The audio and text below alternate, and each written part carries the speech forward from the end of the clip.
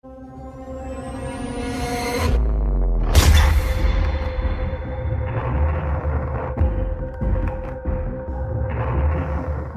kita ikuti info sepekan.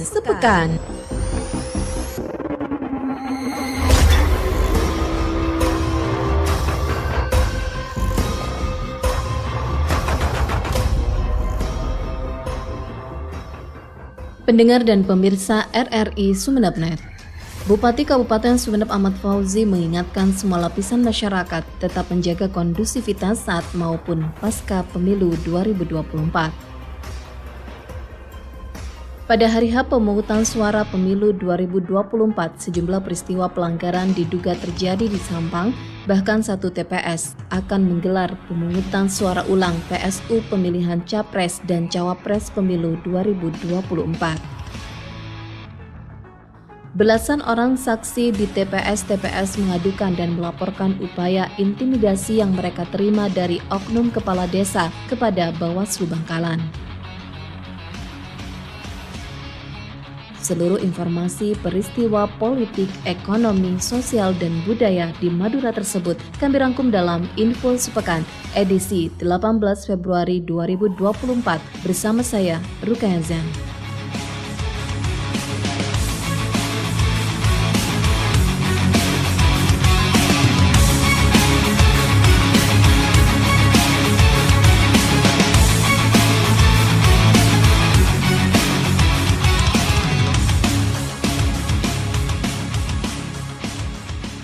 Bupati Kabupaten Sumeneb Ahmad Fauzi mengingatkan semua lapisan masyarakat tetap menjaga kondusivitas saat maupun pasca pemilu 2024.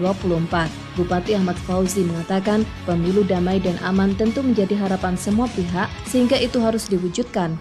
Menurut Bupati, apapun hasil dari pemilu 2024 harus diterima masyarakat. Yang pasti harus damai ya. Tidak boleh ribut-ribut ya kan, karena setiap orang punya pilihan sendiri ya kan. Sudah pilih saja dengan hati nuraninya, tidak perlu takut ke siapapun. Yang pasti semuanya kami yakin punya pilihannya masing-masing. Bahkan pada hari H pemungutan suara, Forkopimda Kabupaten Sumeneb melakukan monitoring ke sejumlah TPS untuk memastikan pelaksanaan pemilu 2024 berjalan kondusif.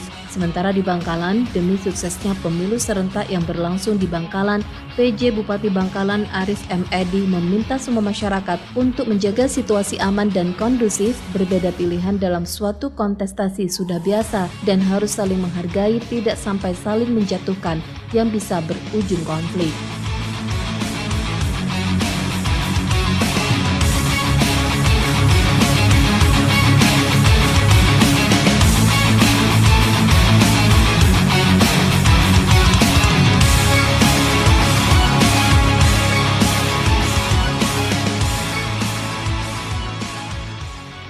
Para aparat keamanan dari pihak kepolisian diminta menghindari sikap arogan selama melaksanakan tugas pengamanan di tempat pemungutan suara pemilu 2024 di Kabupaten Pamekasan. Kapolres Pamekasan AKBP Jazuli Dani Iriawan menekankan beberapa hal untuk dipedomani para personil yang bertugas mengamankan TPS, diantaranya melakukan koordinasi yang baik dengan instansi terkait. Selain itu, Dani juga mengingatkan pasukannya agar bertindak secara cepat, efektif, dan tegas, serta sesuai prosedur yang berlaku jika menghadapi situasi gawat darurat.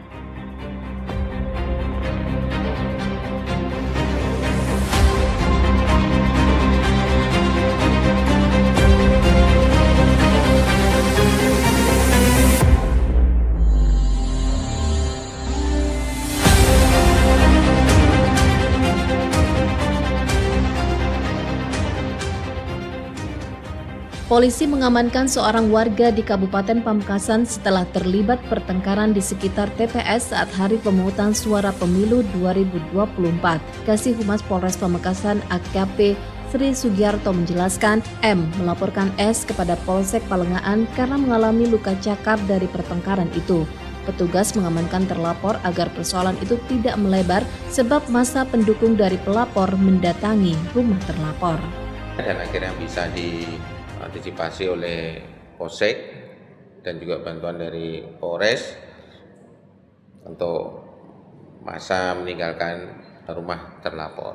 Dan demi menjaga kondisivitas dan rekam tipmas agar tidak terjadi hal yang tidak diinginkan karena masa sudah banyak, akhirnya Bapak Kapolres memerintahkan untuk mengamankan terlapor. Akhirnya menjelang subuh ya, kira-kira menjelang subuh terlapor bisa diamankan dan dibawa langsung ke Polres. Ditambahkan, sementara ini terlapor disangkakan pasal 352 KUHP tentang penganiayaan ringan dengan ancaman hukuman 3 bulan penjara atau denda Rp300.000.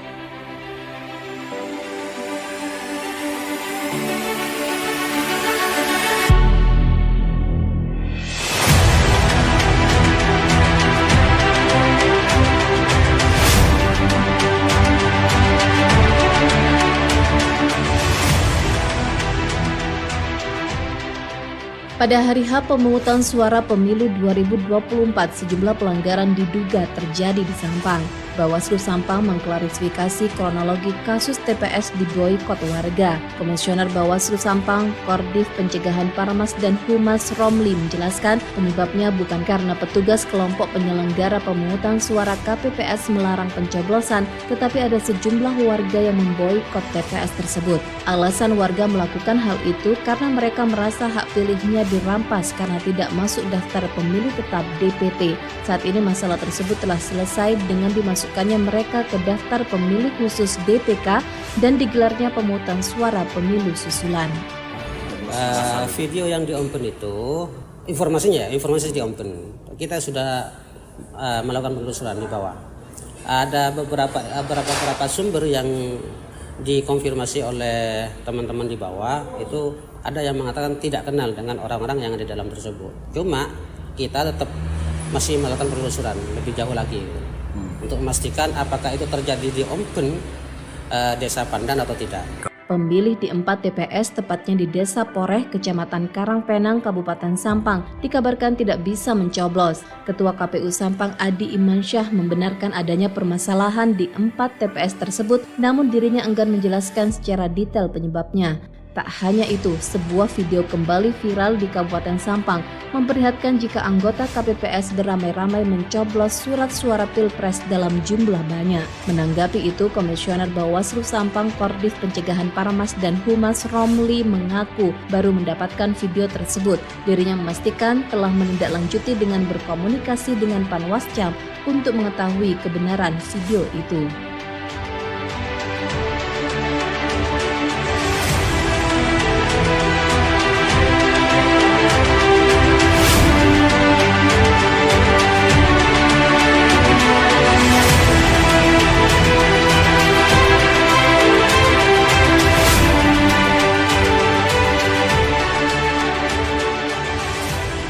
Satu TPS di Kabupaten Sampang berpotensi menggelar pemungutan suara ulang PSU, pemilihan Capres dan Cawapres Pemilu 2024. Hal ini karena video beredar terkait pencoblosan sejumlah surat suara Capres yang terjadi di Desa Pandan, Kecamatan Ompen di TPS 18. Ketua KPU Sampang Adi Imansyah mengatakan terkait adanya video pencoblosan surat suara Capres pada pemilu itu terjadi di TPS 18. Pihaknya sudah mengklarifikasi ke KPPS, PPS, dan PPK bahwa video itu benar adanya. Maka dari itu akan menyiapkan opsi melakukan pemungutan suara ulang khusus pemilihan calon presiden dan wakil presiden. Verifikasi oleh tim gabungan PPK dan Parmas Kecamatan benar bahwa itu terjadi di TPS 18 Desa Pandan. Oleh karena itu kami sedang mengkoordinasikan dan menyiapkan opsi untuk pelaksanaan pemungutan suara ulang di TPS 18. Kemungkinan opsi yang bisa dilakukan PSU pada jenis pemilihan presiden. Makanya kami koordinasi dengan Bawaslu, mekanismenya itu apakah melalui Bawaslu atau mekanisme lain. Sementara Divisi Pencegahan Partisipasi Masyarakat dan Humas Bawaslu Sampang, Romli, membenarkan atas dugaan pencoblosan massal surat suara sesuai video yang viral terjadi di TPS 18 Desa Pandan, Kecamatan Ompen, Sampang. Namun dirinya mengkaji hasil informasi yang diinput dari pengawas kecamatan dan PTPS untuk nantinya akan dilakukan PSU.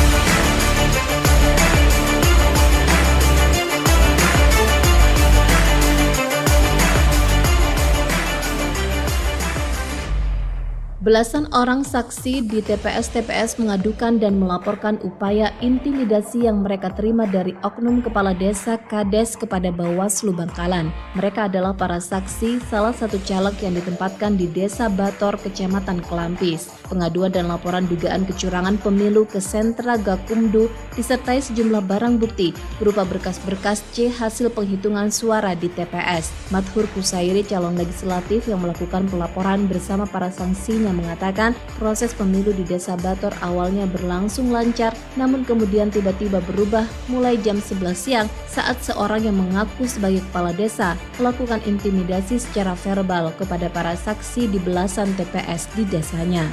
Laporan saya ini terkait dengan pelanggaran pemilu dan pilpres. Harapan saya Desa Bator ini nanti bisa di PSU. Tidak menutup kemungkinan dengan data yang akan masuk ke tim kami nantinya. Ketika kita temukan pelanggaran yang sama, kita tuntut dilakukan PSU semuanya. Madhur menjelaskan, orang yang diduga oknum Kades tersebut juga memerintahkan kepada setiap KPPS di desanya agar tidak perlu ada penghitungan suara dan langsung dilakukan rekapitulasi.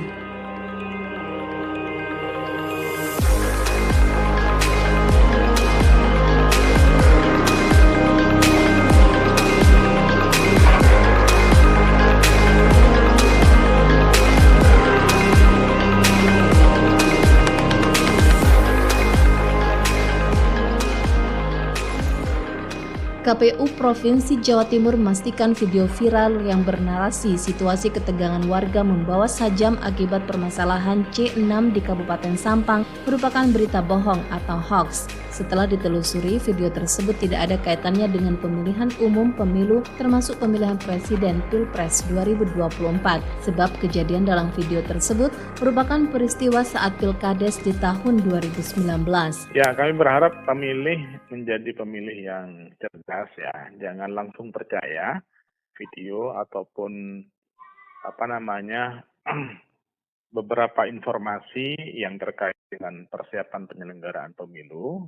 Tentu saja KPU secara hierarkis termasuk teman-teman KPU daerah dalam hal ini Sampang, Pamekasan, Bangkalan itu memiliki kewajiban untuk memberikan informasi yang benar dan tepat terkait dengan penyelenggaraan pemilu ini. Menanggapi hal ini, Komisioner KPU Provinsi Jawa Timur Miftahur Rozak meminta masyarakat lebih berhati-hati dalam mendapat informasi. Menurutnya, sejauh ini penyampaian pemberitahuan di lapangan berlangsung lancar dan kondusif, sehingga pihaknya berharap masyarakat tidak termakan isu hoax.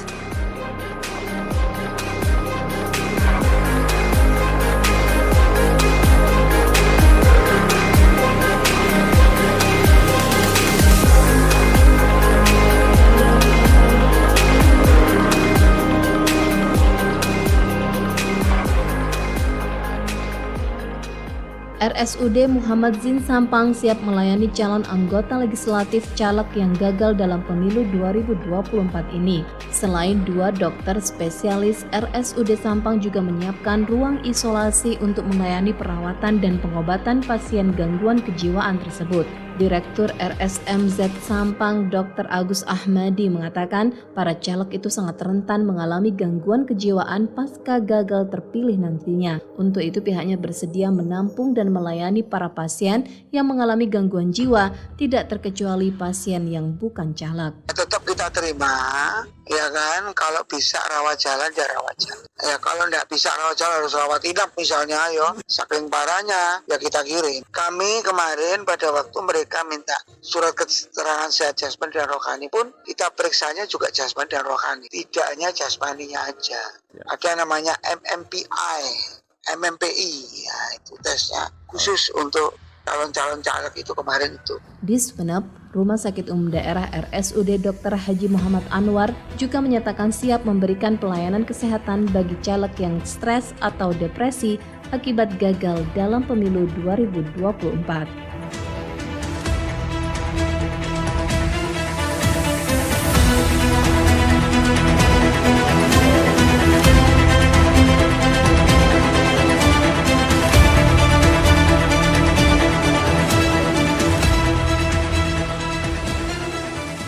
Badan Pusat Statistik BPS Sampang memastikan tingkat pengangguran terbuka TPT di Kota Bahari mengalami penurunan jika dibanding 2022 lalu. Pada 2022 lalu, angka TPT sebesar 3,11%, sedangkan pada 2023 2,72%, angka itu mengalami penurunan 0,4% dari tahun sebelumnya. Koordinator Fungsi Sosial BPS Sampang Mita mengungkapkan turunnya angka pengangguran banyak terserap di sektor pertanian. Menurutnya, tingkat partisipasi Angkatan Kerja pada 2023 lalu mengalami kenaikan sebesar 0,17% dibanding 2022 lalu. Turun dari tahun sebelumnya, dari 3,11 menjadi 2,724 ya, sekitar 0,4. Kalau di Sampang itu kan karena kebanyakan sebagai petani ya, jadi mungkin kalau penganggurannya sedikit, nggak terlalu banyak. Terus kalau yang dulu sempat penganggurannya tinggi itu kan di tahun 2020 ya, yang waktu COVID itu ya. Dijelaskannya, pengangguran adalah mereka yang tidak bekerja dan sedang mencari pekerjaan atau sedang mempersiapkan usaha baru, serta mereka yang sudah punya pekerjaan namun belum memulai.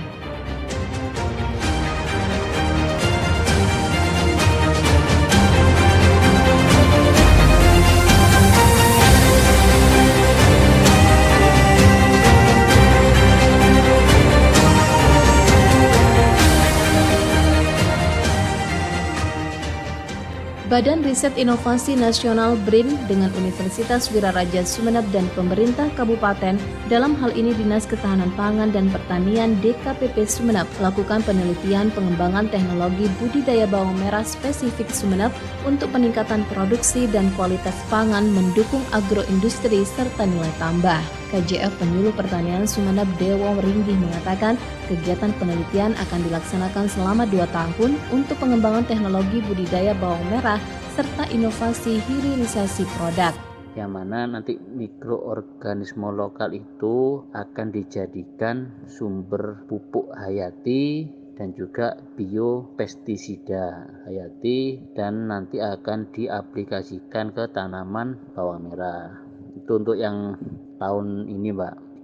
Setelah melakukan pengembangbiakan dari mikroorganisme lokal tadi, terus diaplikasikan ke tanaman bawang merah pada bulan depan, bulan Maret. Dewo menambahkan, setelah pengembangbiakan mikroorganisme lokal, nantinya akan diaplikasikan pada bawang merah pada bulan Maret untuk melihat hasil perkembangan atau hasil produksi bawang merahnya.